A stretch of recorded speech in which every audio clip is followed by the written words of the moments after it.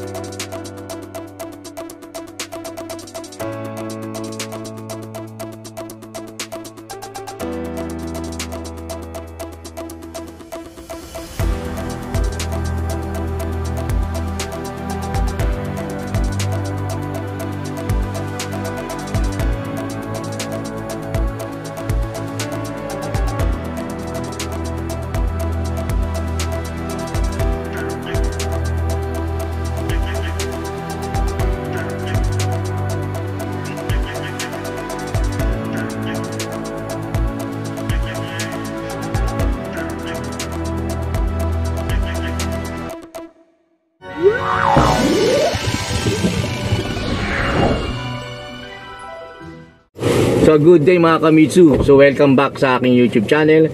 So yung iniikutan ko, ito po yung Expander Cross na ano, ang tawag dito? Outdoor edition. Outdoor edition. So ang cross lang naman is dalawa lang naman ang kulay niyan. Yung orange saka yung puti. Tama? Then ito, na kulay nito? Ito is parang military green. Military green. O basta green. Ano siya? Hindi parang gray-green. Okay, so green-gray naghahalo. Okay, so ngayon pag-usapan na rin natin mga Kamitsu yung kasi may nagtatanong sa akin regarding sa in-house financing, di ba? Saka bakit yung ibang dealer merong in-house financing, sa amin bakit wala daw? So explain ko yan dahil ang in-house financing po namin tinigil na po yan before, no? 2018 ang huli. So dahil meron kasing advantage sa amin, di ba po? Pag kayo sa amin kayo nag-apply sa Mitsubishi, mas lalo rito sa Union Motor Corporation, meron kaming ka-tie up na bangko. Yung mga bangko na yan nag-uopisina rito sa amin. So halos lahat ng bangko naman is ka-tie up namin.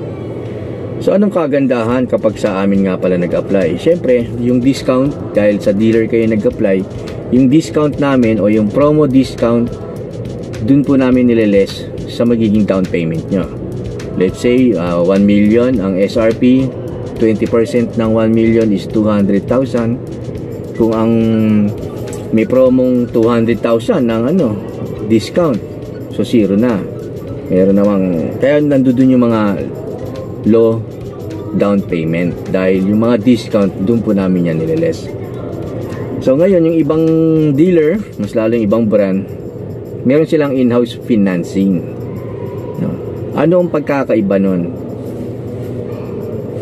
Pag sa kanila in-house financing kayo na approve, ang ORCR nyo po dyan ay nakalagay is list 2 Juan de la Cruz. So sa salitang list na lang mga Kamitsu, nire-rentahan nyo yung sasakyan. Now, yun po yung paliwanag nun, no, mga Kamitsu. Hindi ako nag-invento rito dahil attorney na ho ang nagsabi. Nandiyan dyan sa description sa baba, panoorin nyo yung link niya.